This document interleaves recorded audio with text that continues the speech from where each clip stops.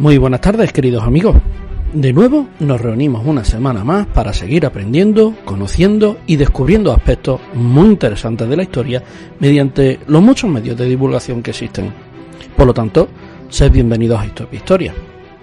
Si no podéis escuchar el programa en su horario habitual, mediante Onda Local Andalucía, Radio Inaja y emisoras asociadas, nos encontraréis en sus blogs, aplicaciones para el móvil y página web, además de redes sociales, plataformas de audio y vídeo como iVoox, Spreaker y YouTube, y también en la revista virtual de Histórica. Esta tarde vamos a traer una recreación histórica conociendo más historias sobre una de las ciudades más importantes de la Hispania romana en la zona del Campo de Gibraltar, como lo conocemos hoy. Hablaremos de Oba. ¿Dónde está? ¿Cuáles fueron sus orígenes? ¿Cuál es su legado? Pues estas y otras preguntas serán respondidas por nuestros invitados, que a su vez nos invitarán a esa recreación ya titulada Recreación Teatralizada de la Oba Romana, además de escuchar varios cortes de documentales de historia basados en detalles de esta recreación. Si os quedáis con nosotros esta hora, vais a disfrutar de una verdadera historia. Soy Juan Ramón Ortega y con Francisco Rodríguez en el equipo técnico comenzamos.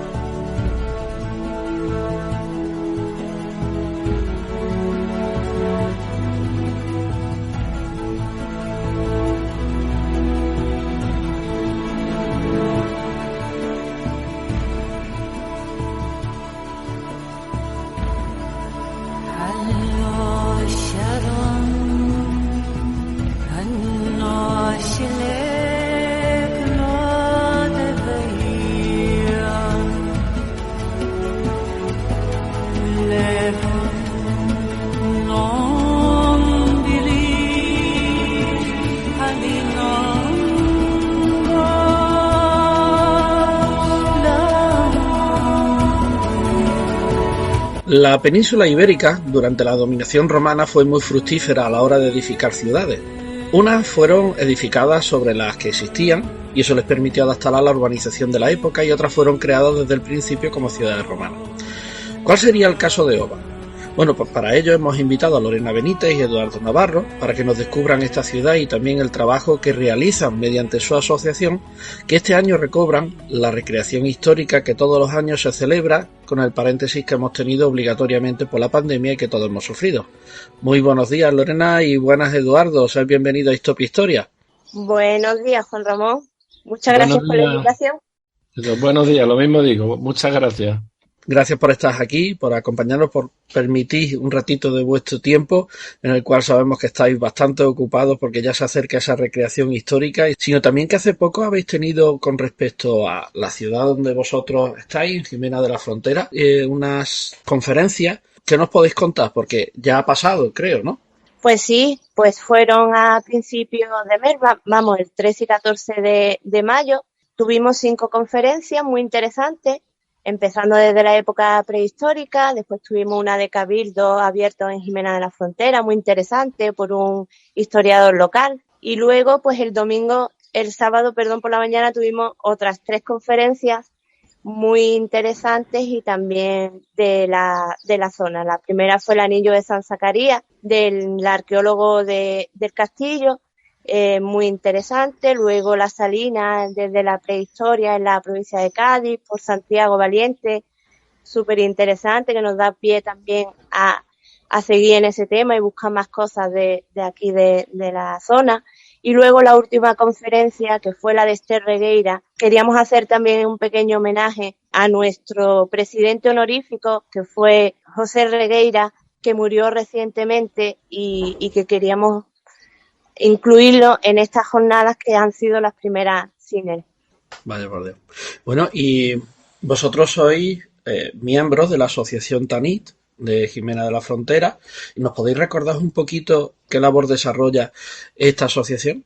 Bueno, la Asociación TANI tiene entre sus finalidades la difusión del patrimonio, buscamos también la protección y sobre todo hemos enfocado mucho el trabajo en la sensibilización a esa difusión y a esa protección desde un carácter pedagógico, didáctico, haciendo muchas actividades como educativas, la recreación histórica, trabajando en la jornada para traer expertos en dos vías. Por un lado, en eso traer los expertos, seguir profundizando en el conocimiento de nuestro patrimonio y por otro lado, llevar la historia a la calle, que la gente la conozca, la disfruten, la viva y la hagan suya.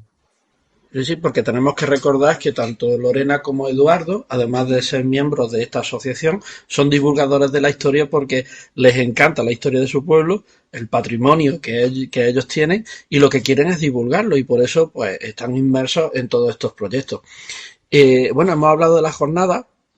Vamos a hablar de una recreación histórica que dentro de poco vaya a tener con respecto a lo que fue Jimena de la Frontera en su pasado, pero en el aspecto romano. Y sabemos que la ciudad se llama Oba, tengo entendido. ¿Nos podéis hablar un poquito sobre la historia de esta? Porque la recreación histórica se llama recreación histórica teatralizada de la Oba romana, ¿verdad? Sí, en el solsticio de verano, porque es el Eso. 18 de junio. Ah, sí, muy cerquita ya del 21, ¿no? Bien, Sí. bien. Bueno, ¿cuál fue esta ciudad? Hacernos partícipes de conocer ese patrimonio que tenéis. ¿Cómo fue esa ciudad romana?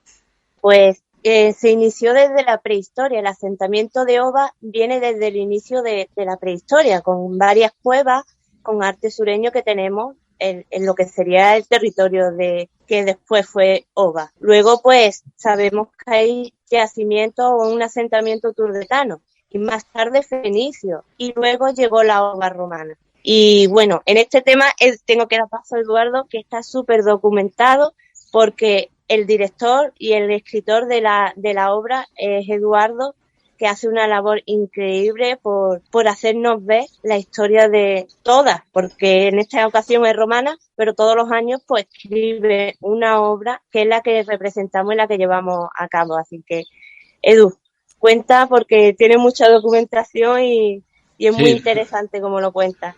de todas maneras, sin la labor de todos los compañeros de Taní, sin la labor que hacen con el vestuario, Lorena y Pepa Contreras, nuestra presidenta, la labor de María Ángeles con nosotros, constante en en las actividades, Kiko, que hace la logística, Bernardo, que está siempre en el tema de nuestro redactor de prensa. Es un equipo completo y contamos con diferentes asociaciones del pueblo. Es una labor muy colaborativa. Está la asociación Las Incaletas de Mujeres, las Amas de Teatro, colabora con nosotros el Corral de la Paca, muchos voluntarios, ha trabajado muchas asociaciones de fuera, la banda de música, colegios, institutos. Estamos muy contentos de estos voluntarios. Sin esta labor colaborativa esto no se hubiera llevado a cabo, llevar la historia a la calle y hacerla conocer. Y con respecto a Oba, pues después del tiempo de los púnicos, llega la República, lleva extinción, Jimena probablemente no es una colonia, porque toma Jimena se asienta en lo alto del Cerro San Cristóbal. Encontramos ya al tiempo de la República unas monedas con caracteres neopúnicos. Ahí aparece el nombre de Oba y después cuando nosotros este año concretamente la recreación la dedicamos al siglo II, que es el tiempo de nuestro Lucio Herenio. Y Mena Oba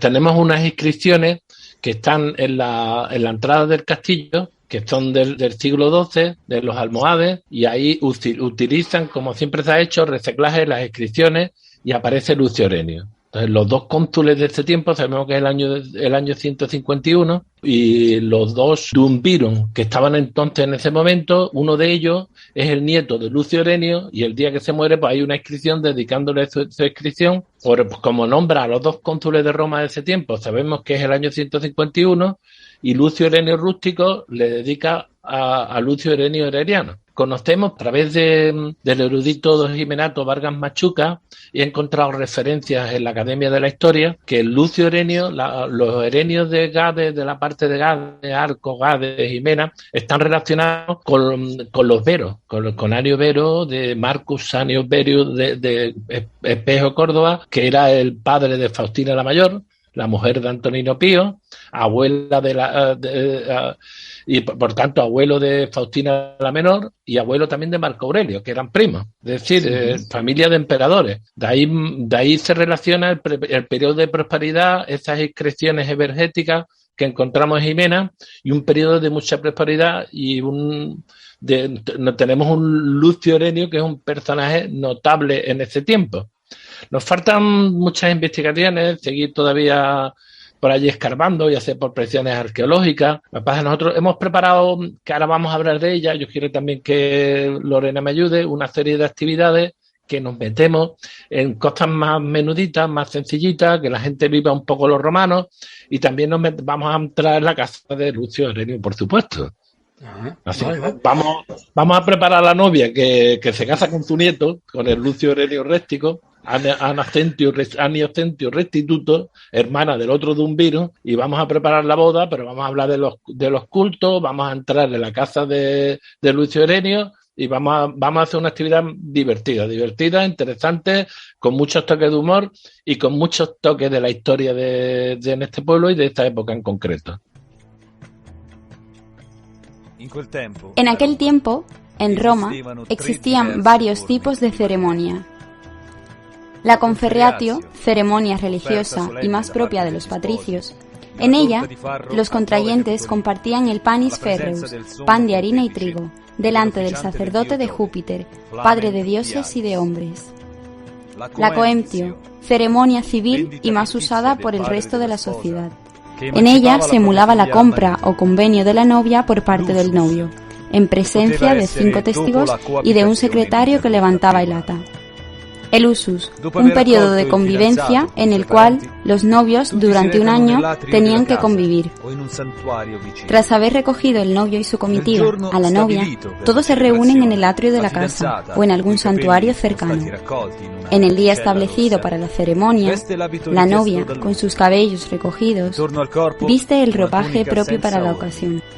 En el cuerpo llevaba una túnica blanca ajustada con un cinturón, y en su cabeza portaba el velo rojizo llamado flamum, junto con una corona de mejoranas y otras flores. Sul velo era appoggiata una corona intrecciata di maggiorana e di verbena, o mirtolo, e fiori d'arancio.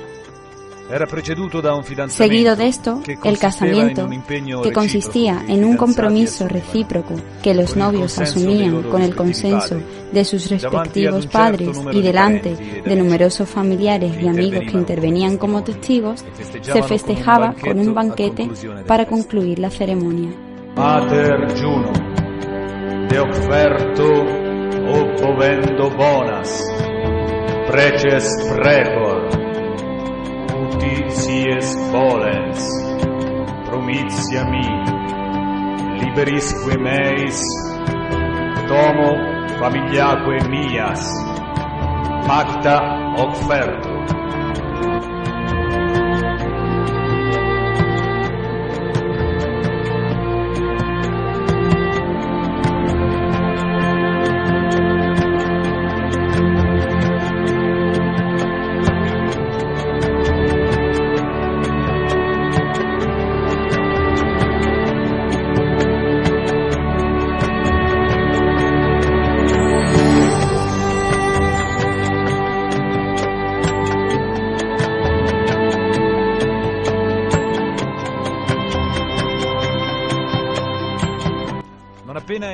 Apenas se han pronunciado estas palabras que consagran este matrimonio, los novios se dan el consentimiento recíproco diciendo: Ubi tu Gaius ego Gaia. Felicitas! Felicitas! Ahora sí, la ceremonia ha concluido.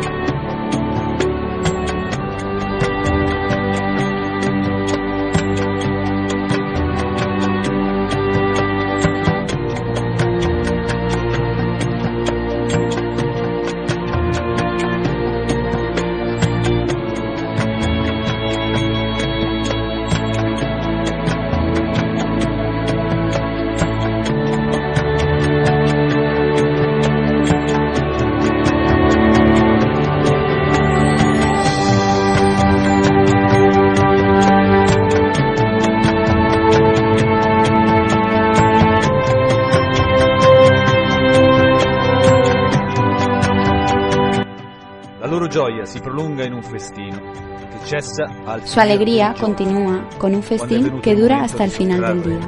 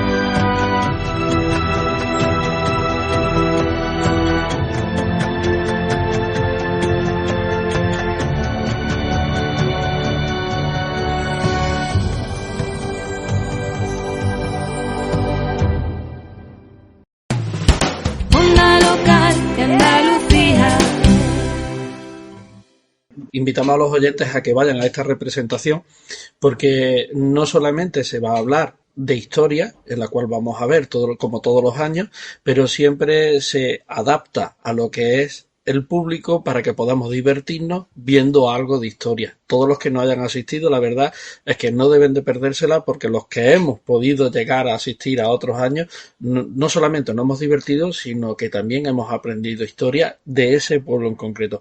Pero fíjate, tú nos has hablado de un personaje. Si no recuerdo mal, parece como que es el primer Jimena, ¿no? Se le cataloga ese Lucio del primer romano de Jimena.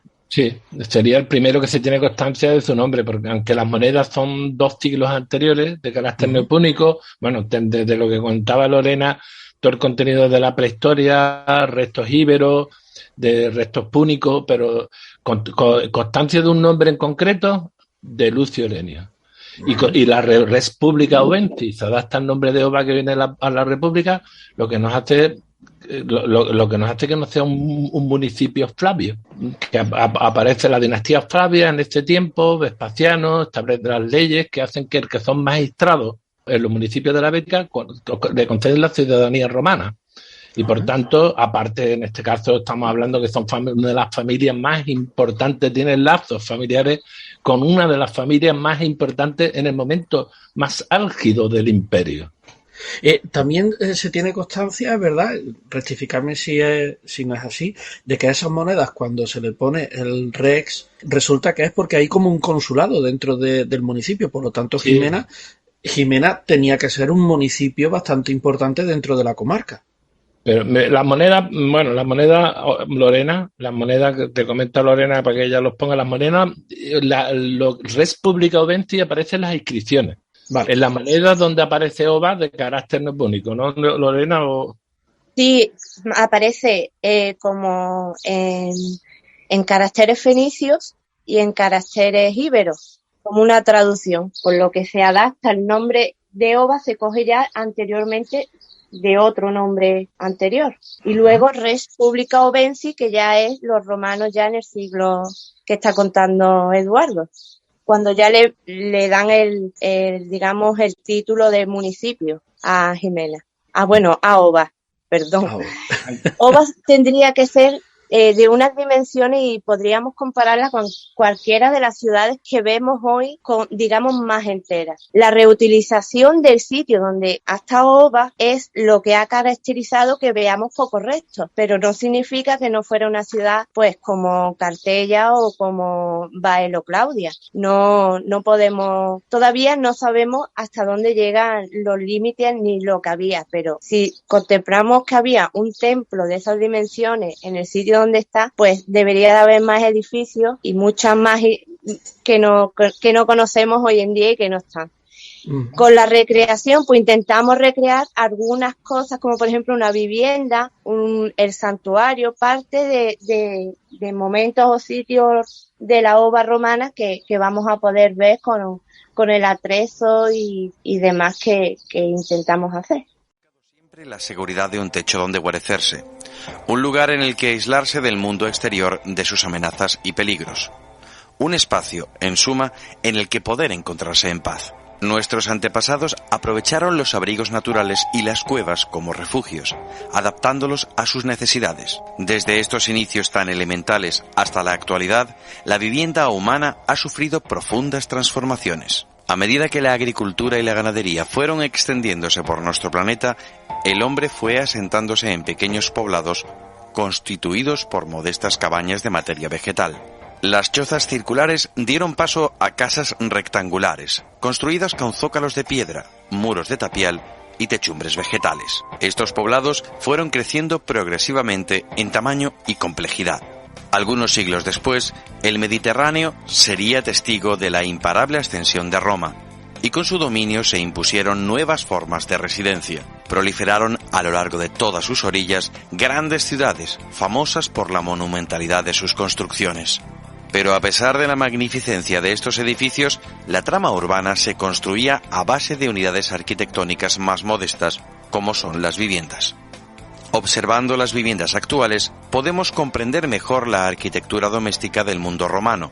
En la cultura urbana actual, el hombre moderno resuelve su necesidad de cobijo básicamente de dos maneras: con la construcción de viviendas en altura, que suponen un ahorro de espacio y unos costes económicos relativamente reducidos, o, por otra parte, mediante construcciones individualizadas que necesitan más espacio por unidad familiar y una inversión económica superior. En Roma ocurría algo similar y podemos distinguir dos formas de hábitat: la casa de vecinos construida en altura, denominada ínsula, en la que residía la mayor parte de la población, y también la casa señorial, conocida como domus, propia de las clases más favorecidas. La ínsula podía alzarse hasta los 20 metros de altura o más.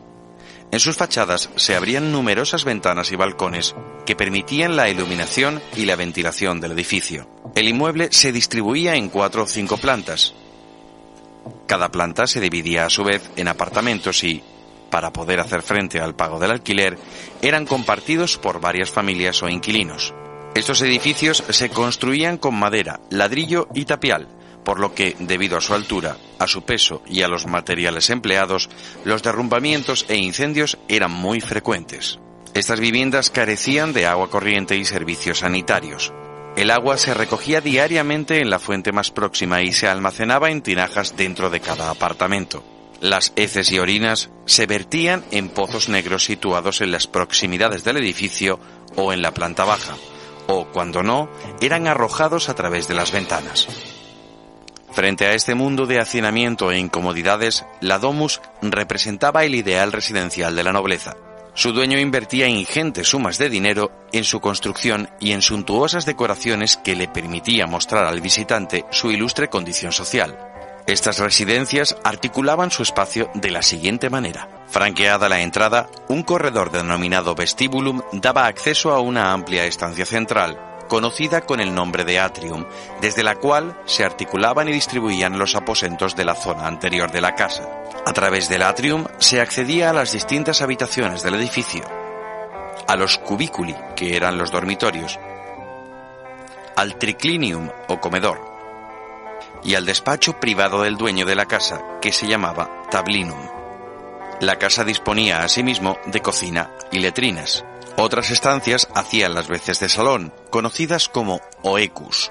En la parte posterior de la vivienda existía un espacio denominado peristilo. A la puerta se llamaba, normalmente, golpeándola con el pie y era atendida siempre por un esclavo. Traspasada esta, se dispone el atrio, que era la estancia central de la domus y donde se aguardaba a ser recibido por el anfitrión. En el techo del atrio se practicaba una abertura denominada compluvio, con la finalidad de iluminar la estancia. En el suelo y bajo el compluvio se disponía una pila, llamada impluvio, que recogía el agua de la lluvia y la almacenaba en una cisterna bajo el pavimento.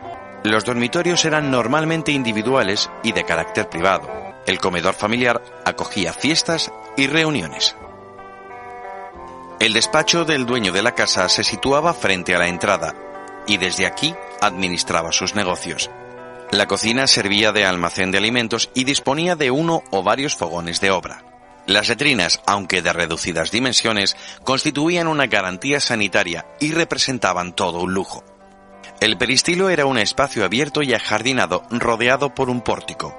Para levantar estas edificaciones, el arquitecto romano cuenta con unas depuradas técnicas constructivas, resultado de siglos de experiencia. En primer lugar, se prepara la cimentación del edificio. Para ello se abre una zanja en el terreno, cuyas paredes se forran con un encofrado de madera que será rellenado con una mezcla de mortero y guijarros.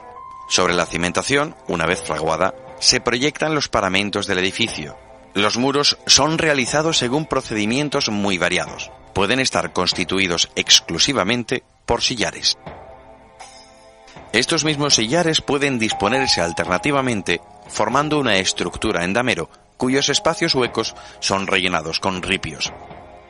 Hay también cerramientos levantados con entramados de madera, que igualmente se completan con pequeños fragmentos de piedra.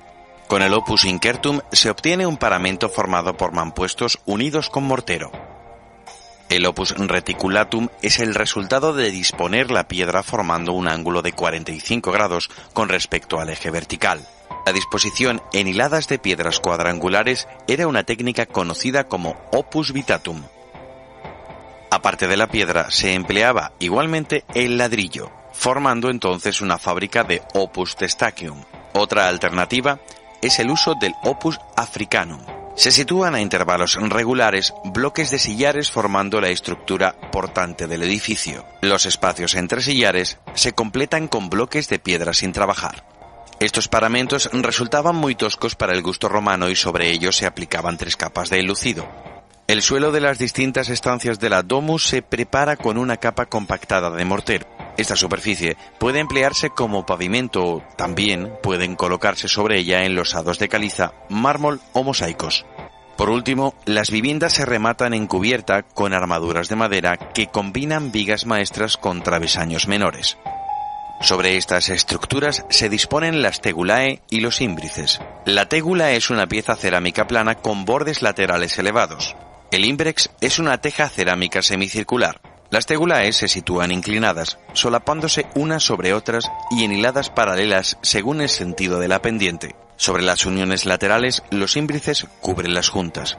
Contemplando la arquitectura mediterránea contemporánea, podemos comprender hasta qué punto la influencia arquitectónica romana se hace presente aún hoy en nuestras viviendas actuales, en nuestros pueblos y en nuestras ciudades.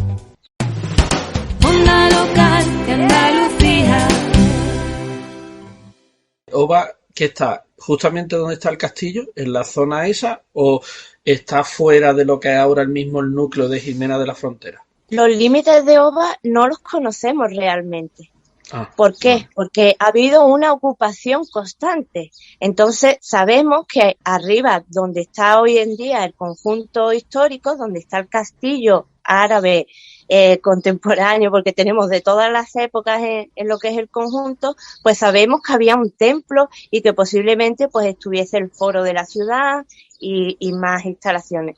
Pero en todo lo que es la ladera que va hacia los Gargantas, seguramente tendríamos todas las demás construcciones de una ciudad romana. Por el otro lado del pueblo, sabemos que están las casas. No podemos asegurar hasta dónde llegaban los límites por ahí. Todavía no se sabe. Sabemos que deberían de tener un acueducto, un sistema de abastecimiento de agua. Tampoco conocemos dónde estarían.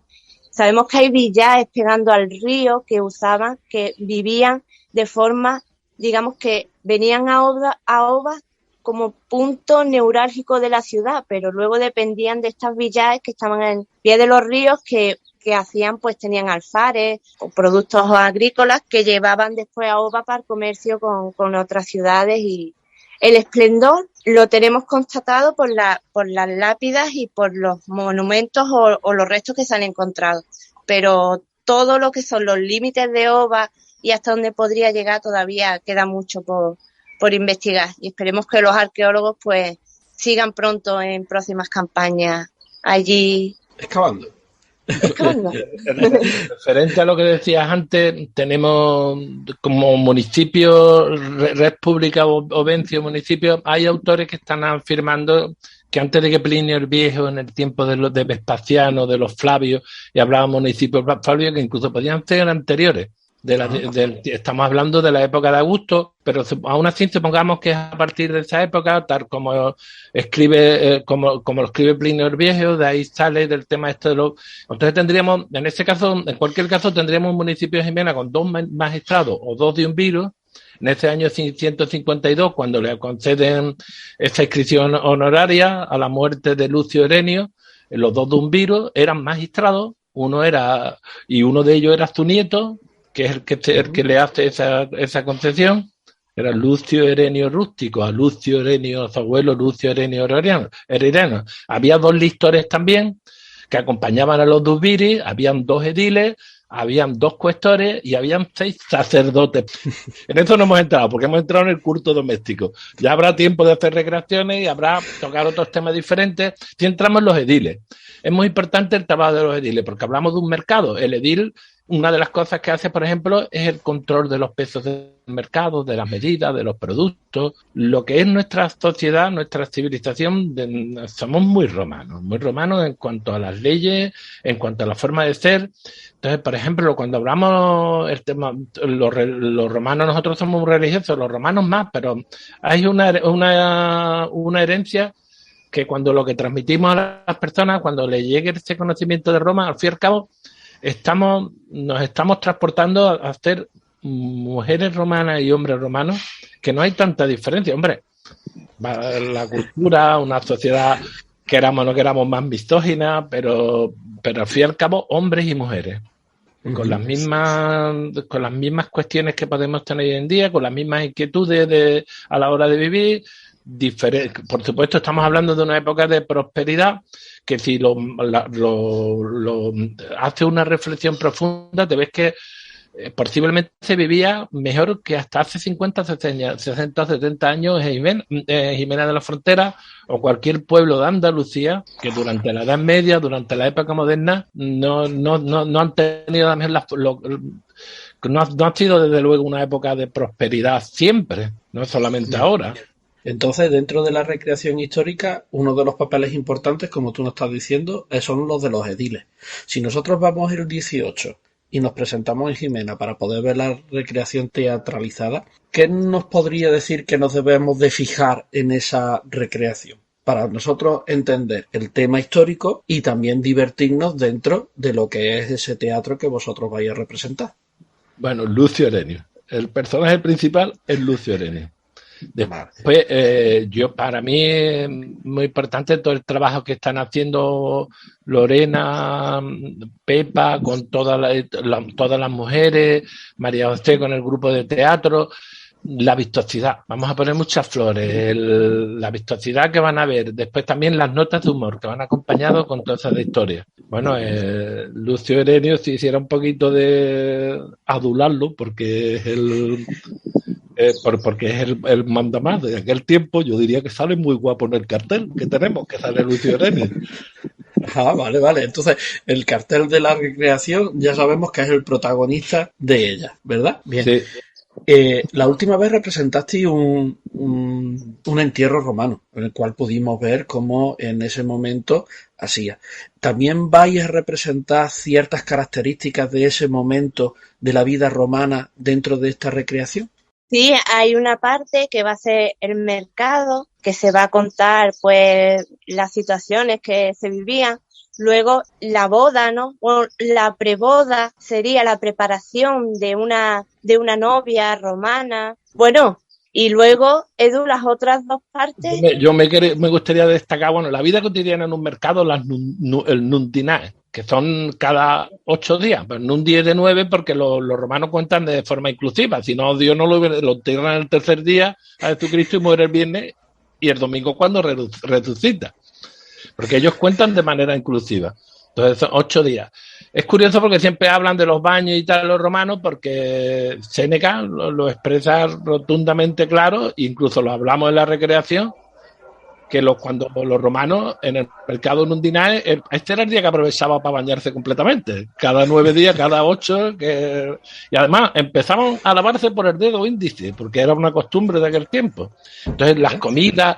Yo me parece muy curioso que, por ejemplo, hablamos de muelles muy cerca de tu tierra, de algunos alimentos, de algunos productos, de toda la bética. Es curioso que, por ejemplo, que ya se comían las tagarninas y se hacían conservas de tagarninas y se comían durante todo el año tagarninas. ¿Y qué es eso, Eduardo? Pues el Scorymus hispanicus.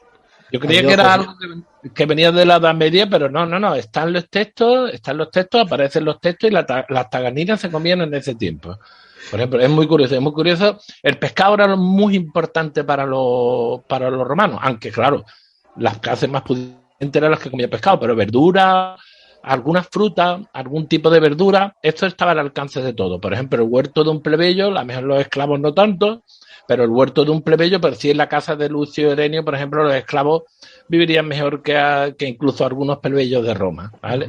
En la casa de los plebeyos, el huerto era el jardín del pobre y tenían sus propias verduras, sembraban sus propias verduras. El pescado lo traían con vasijas de agua enteras, desde que aquí vendrían desde Cartella, desde Talduba, que es Estepona, probablemente. Venían las ostras, las ostras, los mariscos, con hielo y con algas. Carnes, pues también comía menos, la gente más pudiente también sí comían menos, pero se dan todos los tipos de carne, menos el vacuno, sobre todo la oveja y cabra y cerdo, aves también. Los lirones eran algo muy sabroso y incluso dentro de las casas. Entonces hablamos todas esas cosas de la alimentación, lo ligamos, vamos a llevar un coco al mercado con Lucio Herenio, con la mujer de Lucio Herenio, que nos van a ir a comprar porque vamos a terminar con un banquete, y en el banquete es cuando en el banquete, bueno, haremos un banquete muy divertido, que pondremos su lagustatio, primera mensa, segunda mensa, con productos que ya hemos comprado en el mercado, y sobre todo, y yo diría, lo que estaba hablando Lorena, es una parte, por el principio, para mí una de las partes que más me gusta y que más hace llegar, Salustio decía que los romanos eran más religiosos que los propios dioses. Es como decía aquí, que somos más papistas que el papa, porque las mujeres, en este caso con el grupo de mujeres se prepara una novia, pero tocamos mucho el culto doméstico. Para Cicerón es fundamental, el lugar más sagrado para un romano es el arario o que tiene en su propio hogar, en su casa, el culto a sus antepasados, a los penates, a los lares. Tocamos mucho eso, como ese culto, esta religión, ese culto doméstico, los dioses están siempre muy presentes en los romanos. Hay unas ofrendas de las mujeres, pero ellas cuentan cómo es la religión para los romanos, cómo importa a los antepasados.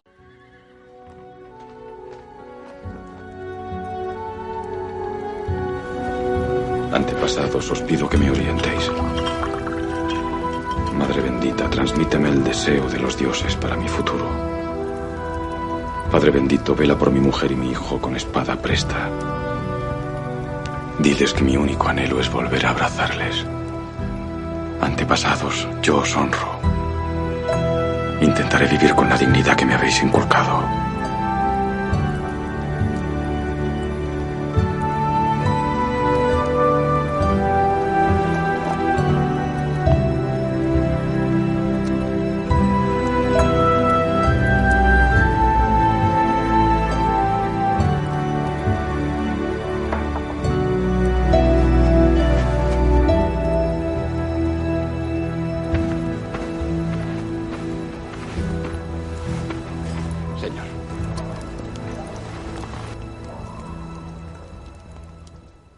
Y todos esos mensajes son muy bonitos. Por cierto, Lorena y Pepa y tal, que nos cuenta un poco cómo es el arario que están construyendo, pero sin dar muchas pistas.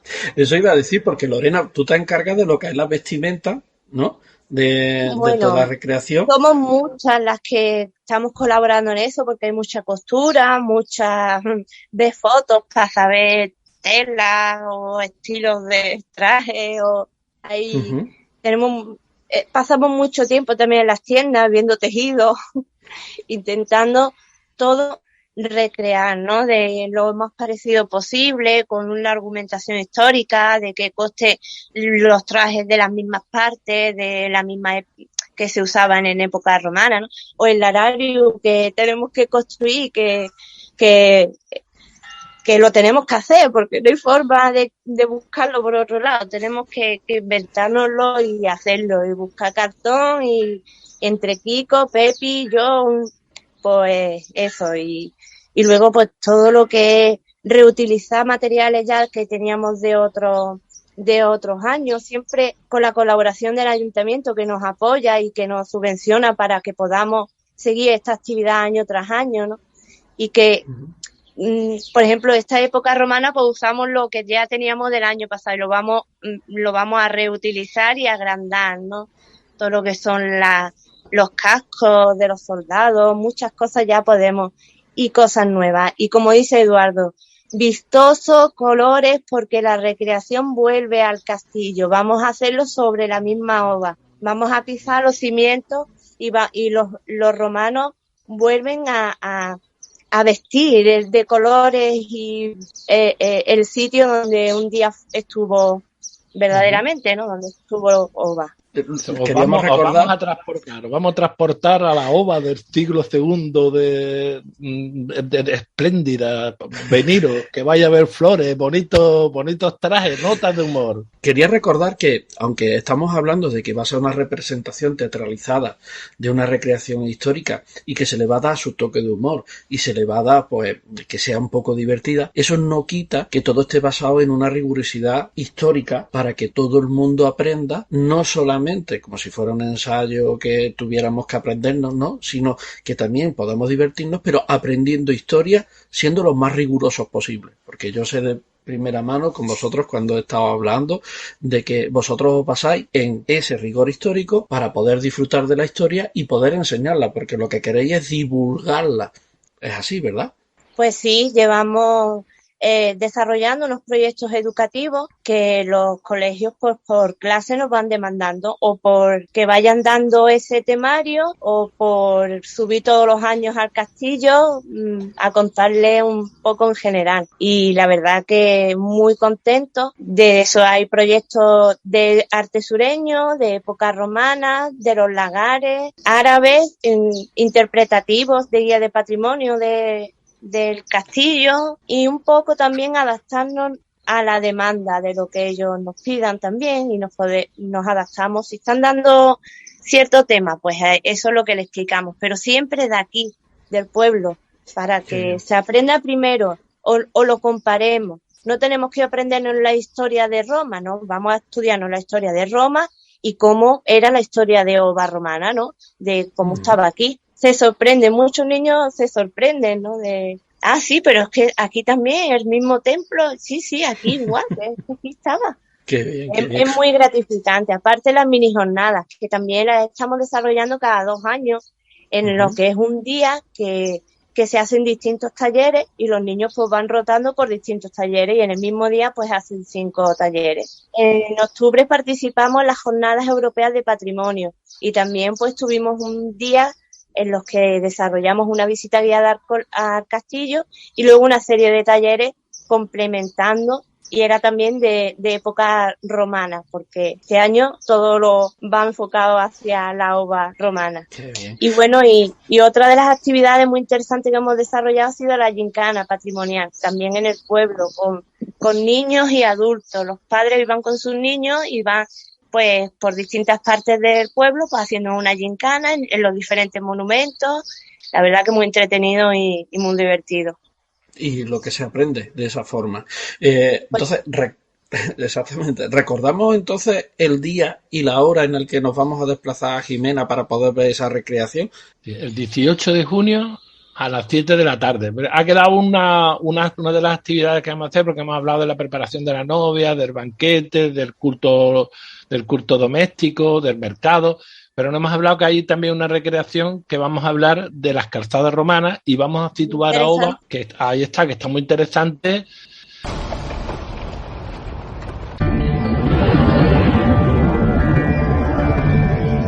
Primero se procedía a deforestar una amplia zona, desbrozando toda la vegetación.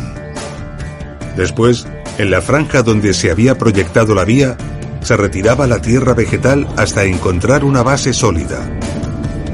A continuación, sobre esta base, se colocaban los bordillos de acuerdo con el ancho escogido para la vía. Entre los bordillos se colocaban piedras gruesas que servían como cimentación y sobre ellas otras capas de piedras más pequeñas mezcladas todas con áridos finos para evitar que quedasen huecos. Finalmente, en la capa de rodadura se añadían las zahorras, un conjunto de gravillas, arena y arcilla.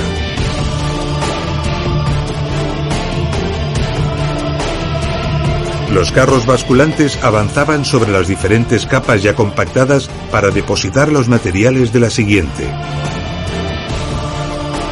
En un proceso en el que, después del vertido en montones, debía realizarse el extendido con tablones, el regado con cubas y, por último, la compactación con rodillos.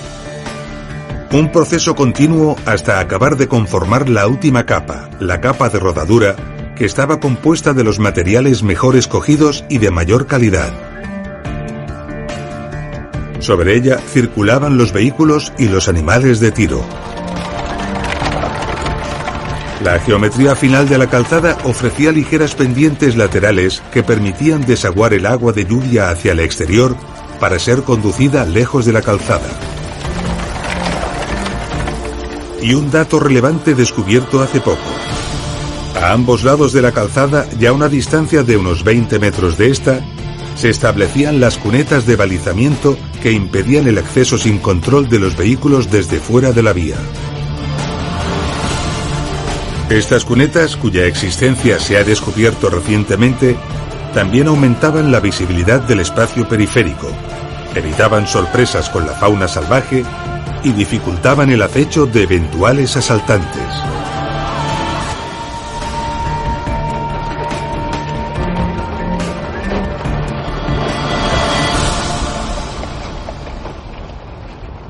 También con actividades divertidas, y vamos a situar a Oba dentro de como una zona que siempre ha sido su carácter estratégico, la determinación geográfica que tiene nuestro pueblo, como un enlace entre las zonas del interior y el estrecho de Gibraltar. Entonces nos vamos a encontrar desde Baelo, Iula Tradusta, que están en Algeciras, Cartella, en San Roque, Barbérsula, la Cipo, que está en Cazares, Zaepo, que está en Corte, Acinipo, que está en Ronda, Ocuri, que es Ubrique, y la Cipo, y la Escuta, perdón, que ya la Escuta, que está en Alcalá. Pues ahí vamos a situarlo. En una actividad con un poco de humor, vamos a situarlo, vamos a explicarles del castillo, señalando los sitios. Primero vamos a explicar cómo se hacen las calzadas, para que la gente, para que conozcan un poco de forma divertida, porque son las calzadas romanas, para qué se utiliza y en qué lugar se encuentra. Ya es el sábado 18 de junio a las 7 de la tarde. Es una actividad que hace, como decía Lorena, la Asociación Tanit con el Ayuntamiento. El Ayuntamiento ya publicará, como hace siempre, dónde pueden aparcar la gente, dónde pueden ponerse para que esto sea más fluido. Por si viene mucha gente, cuando suelen venir por la gente que viene, que está un poco más organizado. Y eso esperamos. Primero con Ania Sentiu Restituto, que se casa, pero solamente le vamos a preparar el vestido de novia. Una ceremonia muy emocionante, y hablaremos del culto doméstico que iniciará, dará paso al telón para que abrir con estas actividades que os proponemos. Por eso que esto es un viaje. Tanit siempre hemos creído que es un viaje. Vamos a hacer un viaje en el tiempo. Ya os invitamos a la Oba romana del siglo II. Si queréis venir, sois bienvenidos. Pues estupendo. Seguramente que parte de los oyentes podrán ir por sus circunstancias y entonces disfrutaremos de todo el trabajo que vosotros estáis haciendo.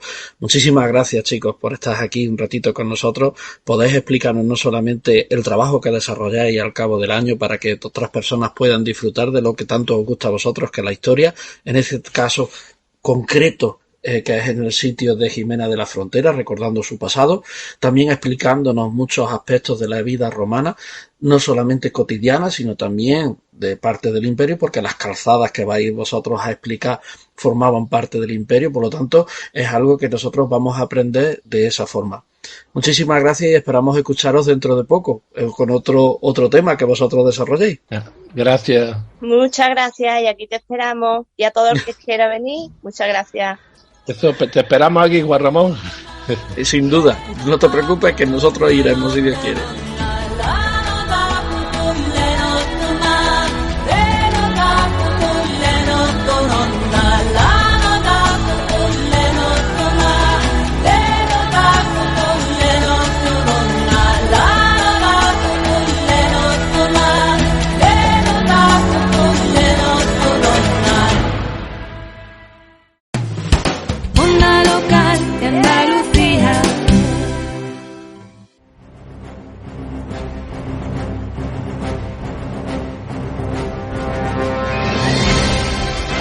Concluimos el programa de esta tarde, después de haber disfrutado de nuestros invitados Lorena Benítez y Eduardo Navarro, conociendo el pasado romano de Jimena de la Frontera, donde está ubicada la ciudad romana de Oba, y los detalles que podemos ver en la recreación teatralizada de esta, sabiendo que se representarán ciertos aspectos de la historia romana que se dieron en esa ciudad.